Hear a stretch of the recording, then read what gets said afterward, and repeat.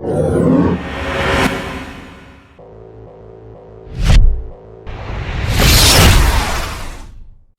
शंकर भगवान की।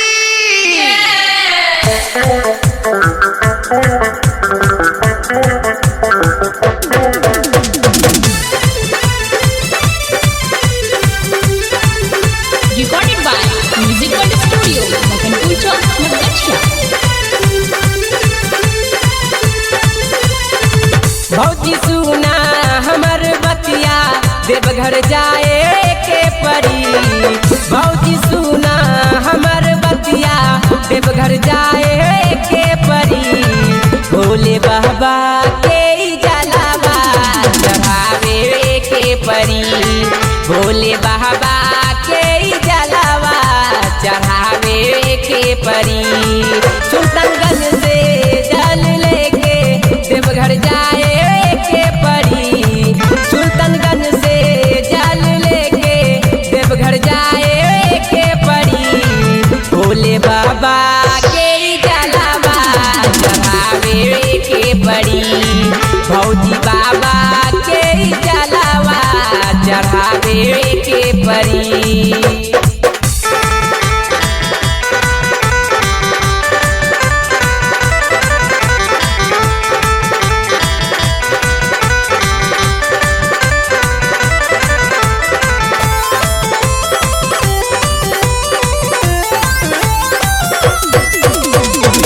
श्रद्धा सजल बा मन में जाई देवनगरिया। तोहरे लेकिन ले बानी गेरवा सरिया।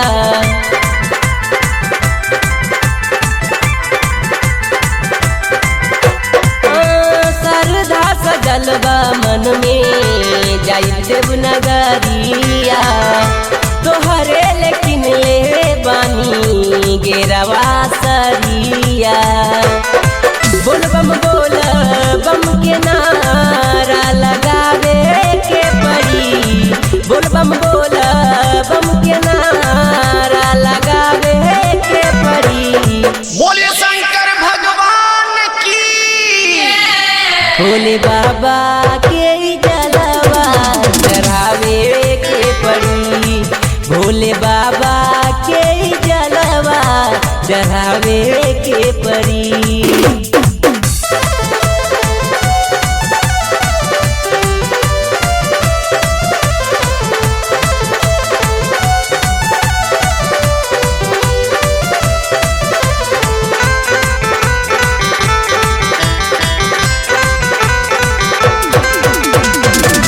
हाली हाली सफरत नहीं थे लमहर डगरिया। अकेले कैसे जाइम भौजी देवघर नगरिया।